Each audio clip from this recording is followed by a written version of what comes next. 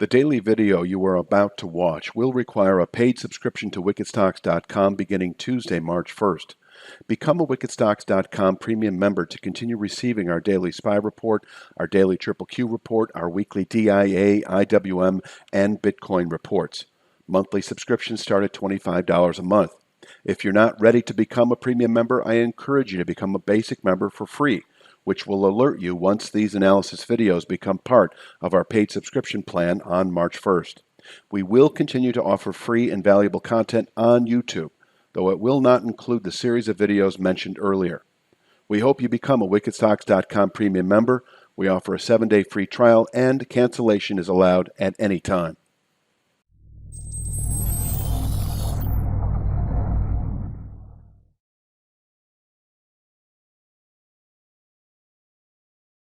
Hi, this is Kerry Artek with Wicked Stocks, bringing you the daily QQQ report for Friday, February 25th, 2022. As usual, would love you to click like each and every time you watch any content that Wicked Stocks uploads to its YouTube channel, and subscribe. Subscribing to the Wicked Stocks YouTube channel will apprise you of a notification whenever new content has been uploaded. I also wanted to mention, and I know you know this, but just a reminder, and you just saw the video, that starting next Tuesday, March 1st, we go to a paid format. So I ask you to, or invite you to visit wickedstocks.com and become a premium member.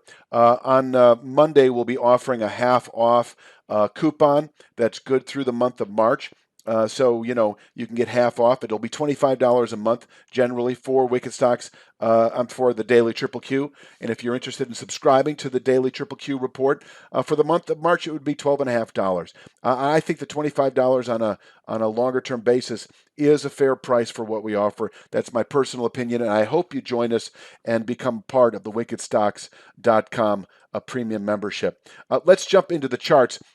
This is a perfect illustration of why I insist for my own trading and investing on waiting for that 1% settlement price below long-term support levels. 331.28, that long-term channel bottom can contain selling through the year. Yes, we spiked below it, but we have yet to close below it by a 1% margin. We came close on Wednesday to doing so, but we didn't. And I'll get to that exact point for Friday. But, the activity that we saw on Thursday, spiking clearly below that channel structure, and then, recovering nicely into the afternoon, closing higher on the day. I think this is the makings of a low. There's still more work to be done, if you will, but holding above 331.28, I do think the mid 370s are likely over the next few weeks. Let's take a look at the SPY itself.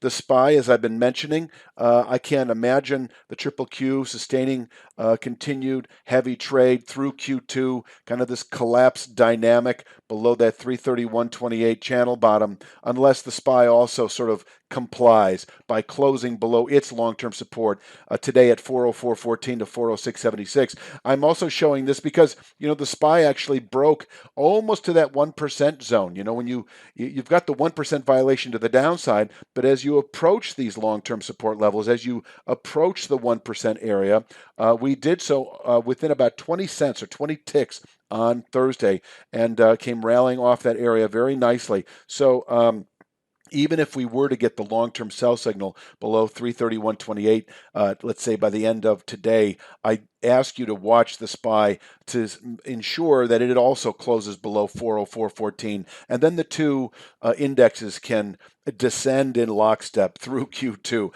I don't expect that to happen. I think the yesterday's activity is sort of an indication that this market wants to recover over the next few weeks. That not the 380.04 level. I'm still showing that because that is where the sort of sell-off began, in my opinion, about 5 weeks ago when we closed below it, and the target was 331.28, a 3 to 5 week downside objective. We're about 5 weeks into it, and we've tested it on the 5th week. 331.28, able to contain annual selling pressures. Now, 380.04 will be a respectable resistance on the way up, but I think the more trend defining is presently at 376.28. So holding above 331.28, 376.28 in reach over the next 2 to 3 weeks.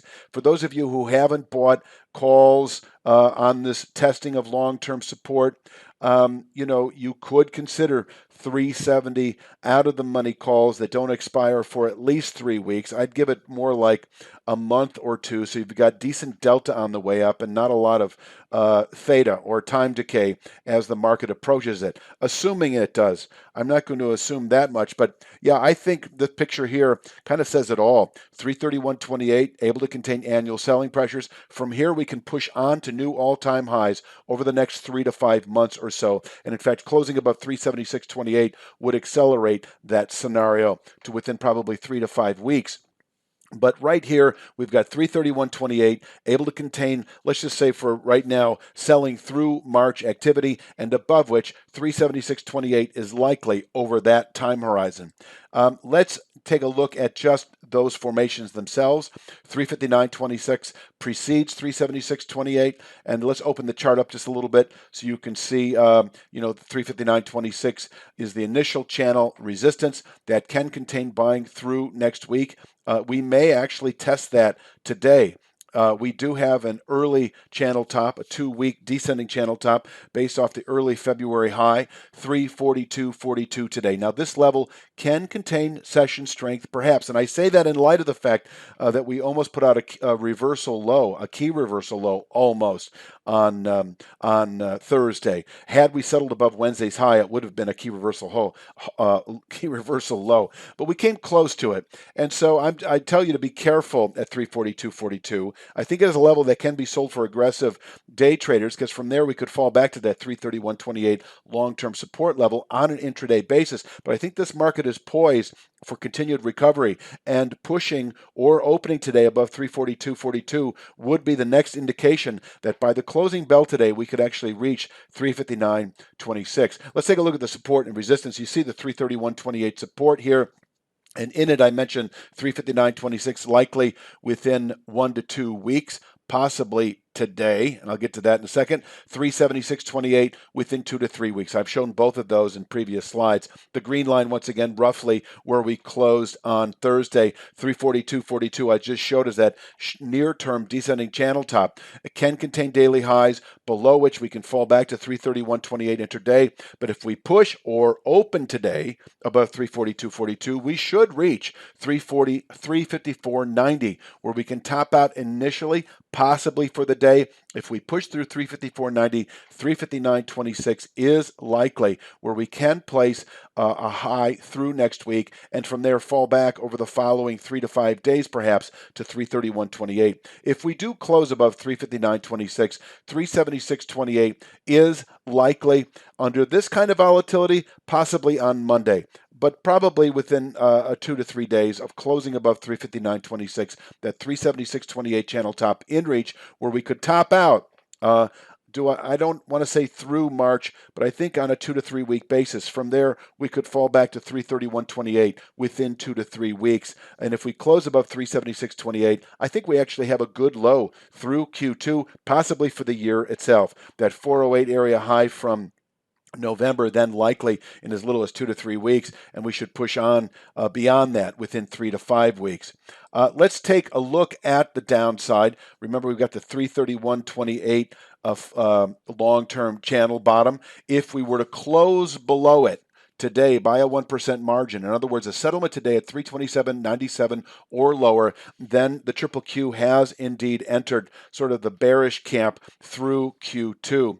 I can show you the support and resistance for today. There's the 327.97, 1% below 331.28. And if we do break 331.28, we could test 315.59 on an intraday basis, but closing at or below 327.97, the 1% violation of 331.28, I would expect 302.48 over the next week or two, probably by the end of next week. And as we continue into Q2 and really through Q2, and I showed this yesterday, the 286, 50% downside retracement, I think is a realistic 2 to 3 week objective if we settle below that 331.28 channel bottom by the 1% margin. And then over the next 2 to 3 months or so, 258.89, I think a realistic downside objective. And I say that cautiously, because once again, I'm going to drive you back to the SPY.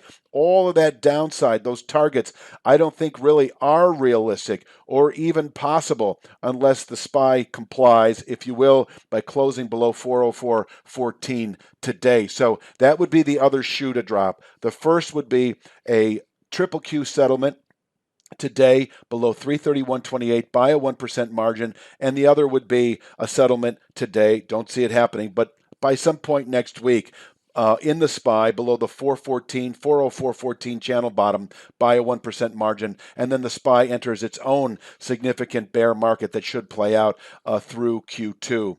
I'm going to leave you with the support and resistance for today. Please click like each and every time you watch any content by wickedstocks.com on its YouTube channel. I invite you to become a paid member next week. We'll be putting out a half off coupon code in Monday and all the way through next week.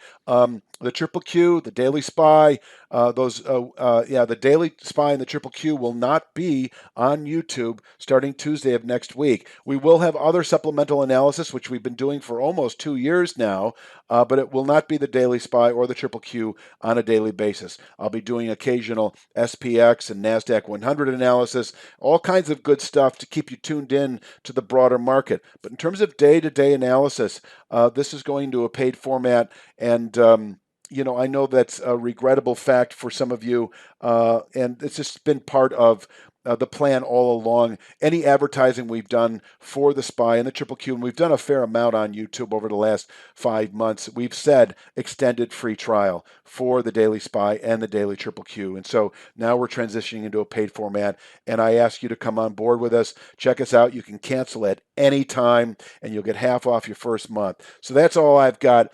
I'll be back Sunday afternoon for Monday's Daily Triple Q report. You have a great weekend, and we will talk soon.